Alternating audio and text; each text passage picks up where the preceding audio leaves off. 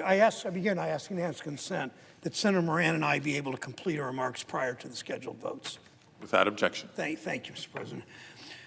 I urge my colleagues to join me in supporting American manufacturing, to support the nomination of Rita Jo Lewis to be president of the Export-Import Bank. As president of XM, as chair of the bank's board of directors, Ms. Lewis will lead our nation's official export credit agency as it supports U.S. workers, manufacturers, especially in Ohio, Pennsylvania, throughout our country. XM's job is to support American businesses in the face of competition, so often unfair competition from countries like China. Ms. Lewis is the leader we need in the fight to help U.S. manufacturers compete globally.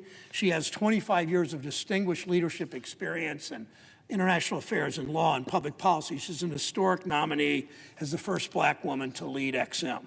She serves as a senior fellow and director of congressional affairs, the German Marshall Fund. She leads bipartisan efforts to strengthen transatlantic cooperation.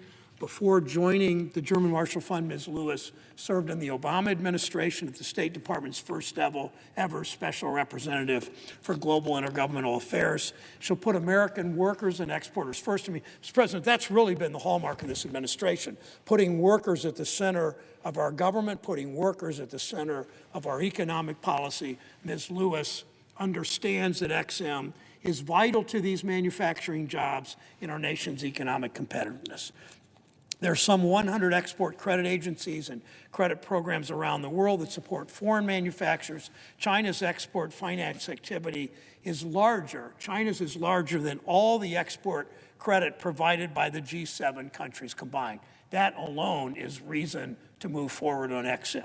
We know the Chinese government used export credit as a weapon to win manufacturing business in critical sectors and to undermine American companies and American workers. We must be in a better position to compete. We've had so much good job news in Ohio over the last few weeks. It's not a coincidence that for the first time in my lifetime, we have a president that leads by talking about workers, that leads by talking about unions. As a result of his leadership, we're seeing more job creation in Ohio. We've seen more jobs created 2021 than any number of years in the past. We've seen now tens of thousands of manufacturing jobs, Intel, Hyperion, GE Aviation coming to my state. It's all made possible because we're putting workers at the center of our economy. Look at the results we're getting last year, and this is worth saying like 5 times. Last year, for the first time in 20 years, our economy actually grew faster than China's. Our GDP grew faster than China's GDP. Again, that's because we have a president of the United States that puts workers at the center of our economic policy, that understands carrying a union card means better wages, better benefits, more control over your work schedule.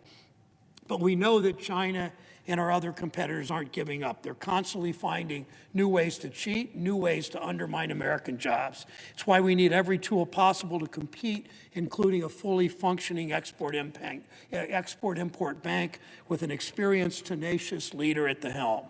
Jobs in Ohio, jobs around the country depend on Ms. Lewis' success. I urge my colleagues, as we voted overwhelmingly on cloture, I urge my colleagues to support the nomination of Rita Jo Lewis for the XM Bank. Mr. President, I yield the floor.